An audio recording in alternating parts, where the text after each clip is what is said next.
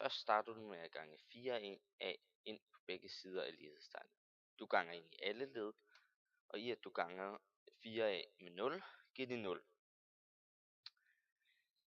Derefter lægger du b i anden på begge sider.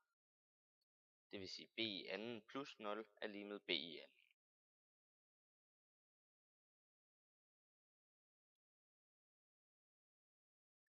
Derefter trækker du 4ac fra på begge sider.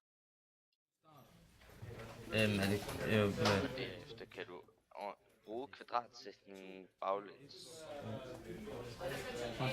Så der kommer til at, når du har anvendt kvadratsætningen, kommer der til at stå 2ax b i anden minus 4ax. B plus b i anden er lige med b i anden minus 4ac. Derefter skal du bruge kvadratruden på begge sider. Så der kommer til at stå 2ax plus b minus kvadratruden b i anden minus Plus b.